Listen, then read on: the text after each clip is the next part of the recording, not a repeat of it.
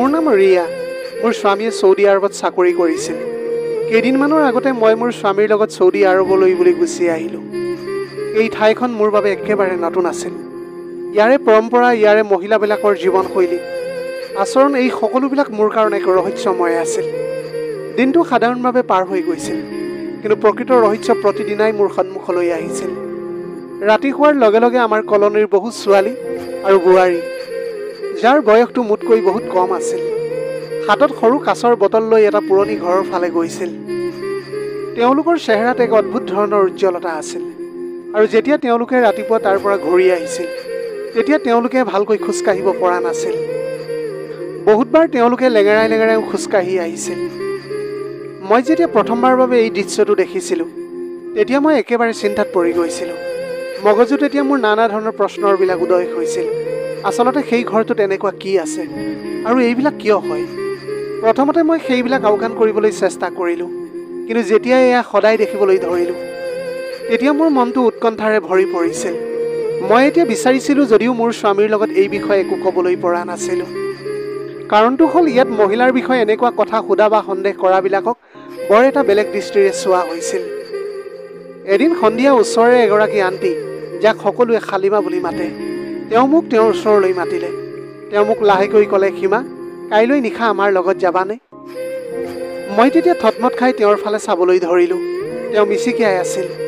মই তেতিয়া কওঁ নকওঁকৈ কথাটো ক'লোঁ যে নাই, মই যাবলৈ নোৱাৰোঁ। তেওঁ তেতিয়া সাধাৰণ মিচিকিয়াই হাঁহিছিল, আৰু হাঁহিয়েই ক'লে যে তোমাৰ যি ইচ্ছা তাকেই কৰিব পাৰিবা। কিন্তু কথাটো মনত ৰাখিবা, এদিন তুমি নিজেই তালৈ যাবলৈ বিচাৰিবা। তেওঁৰ কথাবিলাকে এতিয়া মোক দুমোজাত পেলাইছিল। তাৰপিছত কিছুদিনলৈকে সেই কাৰ্যবিলাক চলিয়েই থাকিল। জীয়ৰী আৰু বোৱাৰী কিছুমানে হাতত তেলৰ বটল লৈ সেই ঘৰটোৰ ফালে যায়, আৰু ৰাতিপুৱা যেতিয়া উভতি আহে, তেতিয়া যেন একেবাৰে ভাগৰি জুগৰি আহে। কিন্তু সেইটো সময়ত তেওঁলোকৰ মুখমণ্ডলত এক অদ্ভুত ধৰণৰ সন্তুষ্টিৰ হাঁহিও থাকে। মই তেওঁলোকক দেখি চিন্তাত পৰি যাওঁ। সেইটো সময়ত মোৰ মনে কৈছিল, ইয়াত নিশ্চয় কিবা এটা গুপ্ত আৰু লেতেৰা খেল চলি আছে। তাৰপিছতে এদিন ৰাতি শালিমা আণ্টি আকৌ মোৰ ওচৰলৈ আহিলে, আৰু মোক ক'লে যে সীমা, আজি আমাৰ লগত তুমি যাবই লাগিব। মই ভয় খাই মানা কৰি দিলোঁ। মোৰ সেইটো সময়ত বুকুখন জোৰে জোৰে কঁপি আছিল। গোটেই নিশা এতিয়া মই শুবলৈ নোৱাৰিলোঁ। ভাবি থাকিলোঁ যে আচলতে সেইবিলাক মহিলাৰ লগত তাত কি হয়। লাহে লাহে মোৰ উৎকণ্ঠা ইমানেই বাঢ়ি গ'ল যে যেতিয়াই তৃতীয়বাৰ শালিমা আণ্টিয়ে মোক মাতিলে, তেতিয়া মই সাহস গোটাই তেওঁলোকৰ লগত যাবলৈ মান্তিক হৈ গ'লোঁ। সেই নিশা মই মোৰ ভয়ক নিয়ন্ত্ৰণ কৰি ৰাখিলোঁ, আৰু তেওঁলোকৰ পিছে পিছে সেই কোঠাটোলৈ গুচি গ'লোঁ। পুৰণি কোঠাটোৰ দুৱাৰত ডাঠ পৰ্দা আঁৰি থোৱা আছিল। ভিতৰৰ পৰা অলপ চলপ সুগন্ধি আহি আছিল, যেন কোনো বিশেষ তেল জ্বলি আছে তাত। এতিয়া মোৰ বুকুৰ ধপধপনি আৰু তীব্ৰতৰ হ'বলৈ ধৰিছিল। ভিতৰত যি দৃশ্য দেখিলোঁ, সেয়াই মোৰ চকু কপালত উঠিছিল। কোঠাটোৰ ভিতৰত প্ৰৱেশ কৰাৰ লগে লগে মোক সাধাৰণ পোহৰ আৰু ঘন সুগন্ধিয়ে আৱৰি ধৰিলে। দেৱালত সৰু সৰু চাকি জ্বলি আছিল, আৰু চাৰিওফালে বেলেগ বেলেগ ৰঙৰ পৰ্দা ওলমি আছিল। কোঠাটোৰ সোঁমাজত গোলাকাৰ আকৃতিত মহিলাবিলাক বহি আছিল। মই তেতিয়া লক্ষ্য কৰিছিলোঁ, সকলোৰে হাতত এটা সৰু সৰু বটল আছিল, য'ত গাঢ় সোণালী ৰঙৰ তেল ভৰোৱা আছিল। কিছুমানৰ মুখত সাধাৰণ ঘামৰ টোপাল জিলিকি আছিল, আৰু কিছুমানৰ চকু আধা বন্ধ আছিল, যেন কোনো গভীৰ ধ্যানত আছে তেওঁলোকে। মই তেতিয়া ভয়ে ভয়ে এটা চুকত গৈ বহিলোঁগৈ। তেতিয়াই শালিমা আণ্টিয়ে মোৰ ফালে চালে, আৰু মিচিকিয়াই ক'লে যে তুমি একেবাৰে ভয় নকৰিবা সীমা, এয়া তোমাৰ ভালৰ কাৰণেহে। আজি তুমি দেখিবা প্ৰকৃত ৰহস্য। তেওঁৰ নিৰ্দেশত এজনী গাভৰু ছোৱালী, হয়তো তাই বয়সত মোতকৈ সৰু হ'ব। তাই তেতিয়া লাহেকৈ বহাৰ পৰা উঠিলে, আৰু হাতত থকা তেলৰ বটলটোৰ পৰা কেইটোপালমান তেল হাতৰ তলুৱাত ল'লে। তাৰ পিছতে তাই নিজৰ কঁকালৰ ওপৰৰ অংশৰ পৰা তাই কাপোৰ অলপ ওপৰলৈ উঠালে, আৰু নিজৰ নাভিৰ চাৰিওফালে তেল ঘঁহিবলৈ ধৰিলে। তেতিয়া তাইৰ উশাহটো ঘন হ'বলৈ ধৰিলে, আৰু শৰীৰটো সাধাৰণ কঁপি যোৱাৰ দৰে হ'বলৈ ধৰিছিল। সেইটো সময়ত তাইৰ চকু দুটা বন্ধ আছিল, আৰু ওঠৰ পৰা লাহে লাহে কেকনি ওলাই থাকিল। মোৰ কাৰণে এই দৃশ্য বহুতেই অদ্ভুত আৰু অশান্তিকৰ আছিল। মই ভাবিলোঁ যে এইবিলাক সঁচাকৈ কি চলি আছে? কিবা পূজা পাতল চলি থকা নাইতো? নে ইয়াৰ অন্তৰালত আৰু কিবা এটা বেলেগ ৰহস্য আছে? তেতিয়াই মোৰ চকু অন্য এগৰাকী মহিলাৰ ওপৰত পৰিল। তেওঁ তেলখিনি নিজৰ ডিঙি আৰু কান্ধত লগাই আছিল, আৰু তাৰপিছত লাহে লাহে চকু মুদি এটা দীঘল উশাহ লৈছিল। তেওঁৰ আচৰণত এক বেলেগ চেষ্টা আছিল। সেইটো সময়ত এনেকুৱা লাগিছিল যেন তেওঁ কোনো অদৃশ্য সুখ এটা অনুভৱ কৰি আছে। মই তেতিয়া শালিমা আণ্টিক লাহেকৈ সুধিলোঁ, এইবিলাক কি হৈ আছে? তেওঁলোকে এনেকুৱা কিয় কৰি আছে? তেওঁ মোৰ চকুলৈ চাই ক'লে যে তেল অকল শৰীৰটোতেই নহয়, এয়া গোটেই আত্মালৈকে প্ৰভাৱিত হয়। যেতিয়া নিশা গভীৰ হৈ আহে তেতিয়া এই তেলে ভিতৰৰ সকলো ভাগৰ বেমাৰ আৰু সকলো চাপ বাহিৰলৈ উলিয়াই আনে। সেইকাৰণে ৰাতিপুৱালৈকে শৰীৰে উত্তৰ দি দিয়ে আৰু কিছুমানে লেঙেৰাই উভতি যায়। তেওঁৰ পৰা কথাখিনি শুনি এতিয়া মোৰ গাৰ নোম শিয়ৰি উঠিছিল।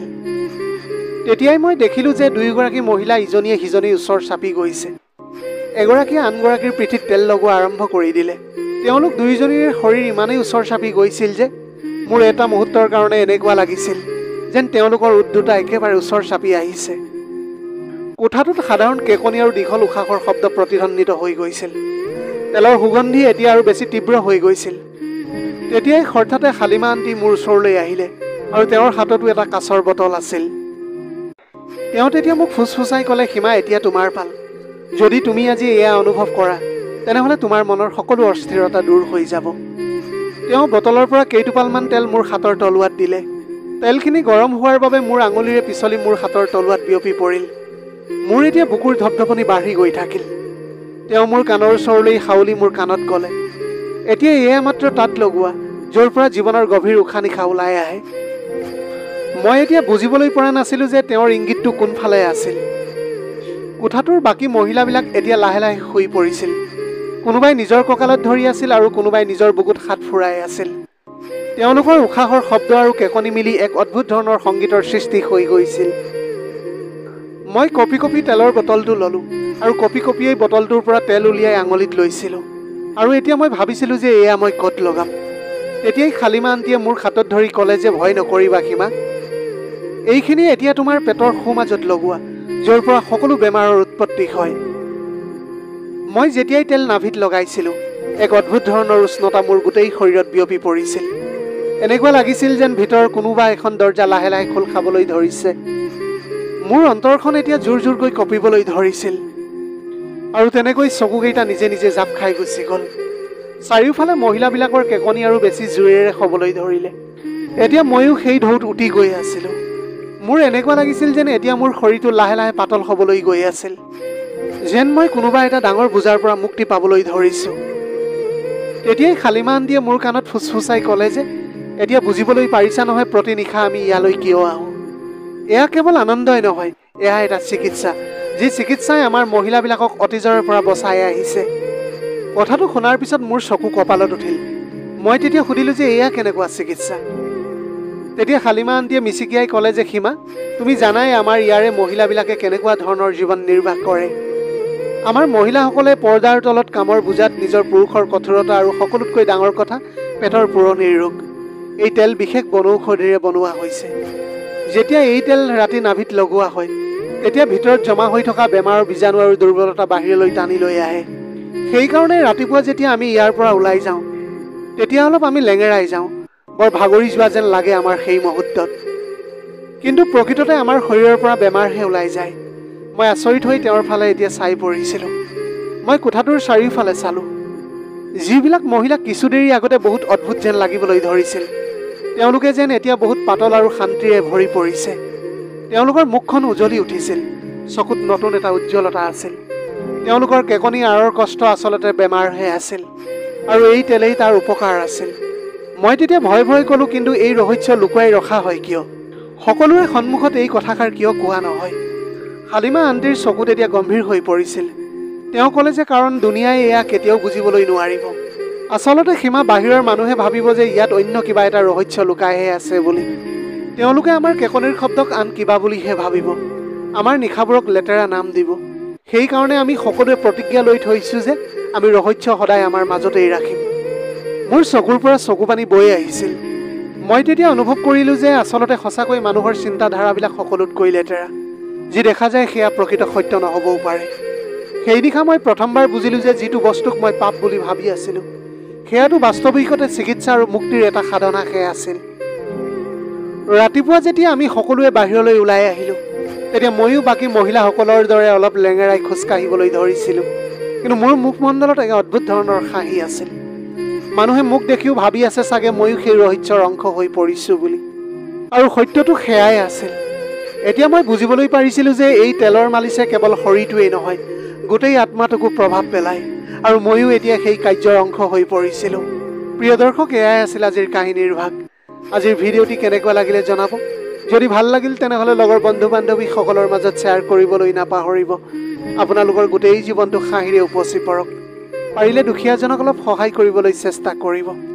আপোনালোকৰ অকণমান সঁহাৰিয়ে যদি কোনোবা এজন দুখীয়াৰ জীৱনটো সলনি কৰিবলৈ পাৰে, তাতকৈ পুণ্যৰ কাম আৰু এইখন পৃথিৱীত একোৱেই হ'ব নোৱাৰে। Have a nice day.